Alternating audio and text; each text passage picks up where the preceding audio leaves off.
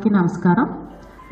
ఈరోజు BJP party ఆఫీస్లో ఏదైతే మనకి 33% రిజర్వేషన్ బిల్లు పాస్ అవ్వలేదు, వీగిపోయిన 33% రిజర్వేషన్ బిల్ గురించి ఈరోజు ప్రెస్ మీట్ నిర్వహించడం జరుగుతుంది. ఈ కార్యక్రమంలో మహిళా Morcha state general secretary Rohini గారు, అలాగే మహిళా మోర్చా ఉపాధ్యక్షురాలు లలిత గారు, అలాగే మహిళా మోర్చా జిల్లా జనరల్ సెక్రటరీ స్పందన గారు పాల్గొనడం జరుగుతుంది. అయితే ఈరోజు అందరూ కూడా మనం ఇక్కడ మాట్లాడుకోవాల్సిన విషయం ఏంటంటే, ఇప్పటి వరకు కూడా 33% రిజర్వేషన్ బిల్ ఏదైతే ఉందో అది పాస్ అవుతుంది అని చెప్పి అందరూ కూడా, మహిళలందరూ కూడా ఇది భారతదేశ చరిత్రలోనే ఒక మహత్తర ఘట్టం కింద మిగిలిపోతుంది అని ఎన్నో ఆశలతోటి ఎదురు చూసిన మహిళలకు ఇక్కడ అనేది బిల్లు పాస్ అవ్వకపోవడం ఎంతో బాధాకరమైన రోజు కింద మిగిలిపోయింది. అయితే దీనిని మేము ఇక్కడితో ఆపకుండా అందరం కూడా నిన్న ధర్నా చేయడం జరిగింది. అలాగే మహిళలందరి తరఫున కూడా మేము ఒకటే అడుగుతున్నాము, ఎందుకని ఈ బిల్లు ఆగిపోయేట్టు చేసిన కాంగ్రెస్ని మేము నిలదీస్తున్నాము. అంటే మహిళలు దేశ అభివృద్ధిలో కానివ్వండి, ఓటింగ్లో కానివ్వండి, ఆర్థిక అభివృద్ధిలో కానివ్వండి, విద్య, వైద్య అన్ని రంగాలలో కూడా మహిళలు వారికి వారే అవకాశాలను అందిపుచ్చుకుంటున్నారు.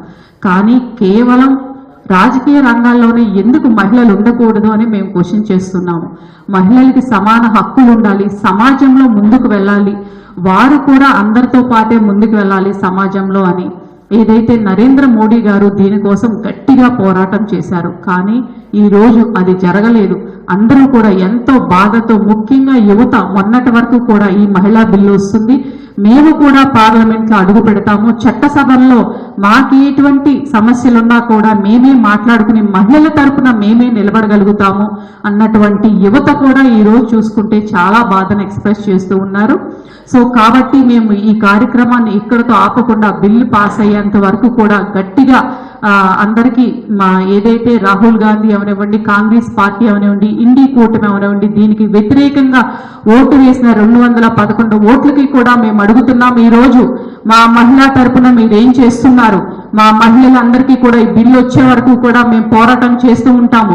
మా నరేంద్ర మోడీ గారి తరపు నుంచి అవనివ్వండి, ఎన్డీఏ కూటమి తరపు నుంచి అవనివ్వండి, మేమందరం కూడా మహిళలు పోరాటం చేసి బిల్లు వచ్చే వరకు కూడా మేము 2029 నాటికి మేము ఎలక్షన్లో ఏదైతే 33% రిజర్వేషన్ బిల్లు ఉందో దానిని సాధించుకునే వరకు కూడా మేము ఈ పోరాటం చేస్తామని తెలియజేసుకుంటూ తర్వాత ఈ కార్యక్రమం గురించి మాట్లాడవలసిందిగా రోహిణి గారిని కోరుకుంటున్నాను. రానున్న రోజుల్లో తప్పనిసరిగా మేము పార్లమెంట్లో ఈ బిల్లులు ప్రవేశపెడతాం, విజయం సాధిస్తాం. బిల్లును ఆమోదించే దిశగా 2029 నాటికి మహిళలకి సమాన అవకాశాలు కల్పించడమే కాకుండా 2047 వికసిత్ భారత్ లక్ష్యంలో మహిళల్ని సమాన భాగంలో మేము చేస్తామని చెప్పి నరేంద్ర మోడీ గారు ఉద్బోధన ఏదైతే చేశారో ఆయనకి మా మహిళా లోకం అంతా కూడా ఈరోజు గర్వంగా నిలుచుతుంది.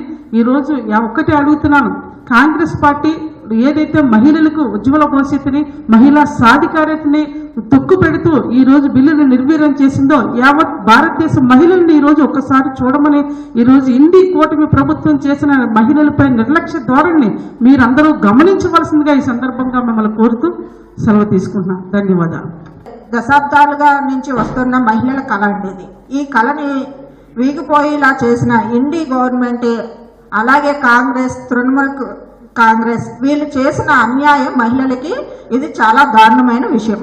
అంతేకాకుండా మహిళలకి అందరికీ వీళ్ళు దేశ మహిళల్ని అందరినీ అగౌరవపరిచిన విధంగా వీళ్ళు చేశారు. అదే కాకుండా ఇప్పుడు మహిళా సాధికారతతోటే దేశ అభివృద్ధి జరుగుతుందనేసి ఎంతో చిత్తశుద్ధితో నరేంద్ర మోడీ గారు ఈ కార్యక్రమానికి దీనికి సంకల్పం పూనుకున్నారు. అలాంటి మంచి సంకల్పాన్ని వీళ్ళు వీగిపోయేలా చేశారు అని అంటే మహిళలకి పట్ల వాళ్ళ గౌరవం ఎంత ఉన్నదన్నది మనకు అర్థమవుతుంది. అంతేకాకుండా ఇప్పుడు వాళ్ళ పార్టీలో ఉన్న ఇంటి కూటమిలో ఉన్న మహిళలందరూ రాజకీయంలో ఉండొచ్చు, మిగతా ఉన్న మహిళలందరికీ 33 రిజర్వేషన్ రాకూడదు. అంటే వాళ్ళకొక న్యాయం మాకొక న్యాయం అన్నట్టు చేశారు. ఇది మహిళలందరినీ అగౌరవపరిచిన విధంగా ఉంది. కాబట్టి మేమైతే మటుకు 2029 ఎలక్షన్స్లో మటుకు మహిళలందరూ దేశంలో ఉన్న మహిళలందరూ తెలుసుకోవాల్సిన విషయం ఏమిటంటే 2029లో ఇండి కూటమి యొక్క ప్రవర్తన, వ్యక్తిత్వం ఇవన్నీ తెలుసుకుని అప్పుడు బుద్ధి చెప్పాలి అని చెప్పేసి మేమందరం మనస్ఫూర్తిగా దీన్ని వినవించుకుంటున్నామండి.